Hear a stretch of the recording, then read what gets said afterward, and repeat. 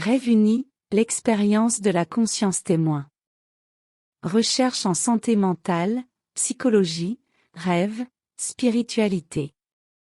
Je sors d'un divorce triste et pénible, explique Bellana.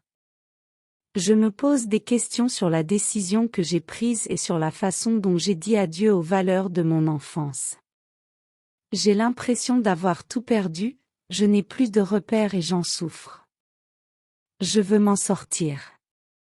Je suis déterminée à changer ma vie. Mes amis m'ont suggéré de travailler sur mon développement spirituel. Comme tous les soirs, après m'être installée au lit, j'ai médité, suivi d'une ouverture de moi-même à l'être suprême, bien ancrée dans l'état méditatif. Soudain, était-ce un rêve lucide je crois. Un homme me conduit vers une porte lumineuse que je franchis. J'étais quelque part dans une vaste pièce, il y avait une chute d'eau, une sorte de cascade.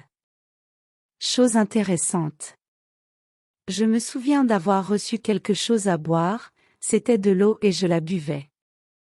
Au bout de quelques minutes, je remarque une ouverture vers le haut, j'étais comme envahi par une sensation, une énergie de bien-être. Citation de Rumi, poète soufi. L'humanité est menée le long d'un parcours évolutif. Et quand il nous semble rêver, il subsiste une conscience témoin président au rêve, qui finalement nous étonnera, en nous ramenant à la vérité de notre être. C'est quoi la conscience témoin? Nous avons été créés pour faire l'expérience de la totalité. La conscience témoin est cette même conscience universelle, qui durant le sommeil, assiste à nos rêves, et nous les rapporte à l'état de veille. Nous découvrons dans chaque rêve un terrain de jeu et d'apprentissage inouï. Si seulement nous consentions à diminuer l'emprise qu'exercent sur nous les opinions limitées que nous entretenons à l'état de veille, sur le temps et l'espace. Dès que notre but se fixe sur des choses plus élevées, nous sommes susceptibles d'être instruits par des rêves initiatiques. Premièrement, la conscience témoin est l'observateur impartial, des pensées, des actions, des émotions du corps. L'unique source de sagesse et de guérison, d'où émergent tous nos rêves. Cette partie de nous-mêmes peut observer tout ce qui se passe en nous avec bienveillance et clarté. Deuxièmement, la conscience témoin est un autre nom pour le soi divin, la réalité suprême. Si nous savons arrêter le mental ou le transcender, la conscience témoin se révèle dans toute sa splendeur. Une forme d'ouverture se crée, permettant au moi conscient de s'engager dans certains types de pratiques spirituelles. On s'aperçoit qu'il n'y a pas de séparation. Troisièmement, enfin, la conscience témoin est le regard de celui qui veille toujours. C'est notre propre présence. Cette même énergie qui déplace les montagnes, déchaîne les vagues de l'océan, circule dans notre corps. Elle nous permet de dépasser ces modes de pensée destructeurs qui nous emprisonnent dans une perspective limitée de nous-mêmes et de la réalité. Le rêve est une activité naturelle et thérapeutique. Chaque rêve nous révèle une vérité profonde sur notre propre vie individuelle, prenant sa source dans l'océan divin collectif, qui cultive et alimente toute chose vivante.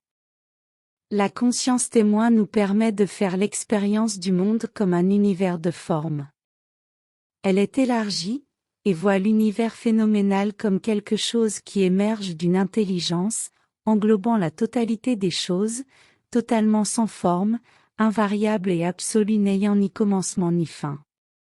La vie quotidienne est le rêve cosmique de notre moi véritable.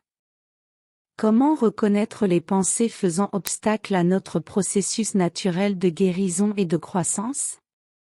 Comment ces pensées limitent notre perception de nous-mêmes et de ce que nous sommes? En pratiquant régulièrement le retour à nous-mêmes, nous allons peu à peu trouver le courage de rester avec nos malaises et avec ce que nous ressentons. Notre cœur va lentement s'ouvrir et nous allons reprendre contact avec notre source d'amour. Toute notre démarche de guérison vise à redécouvrir cette source à l'intérieur de nous.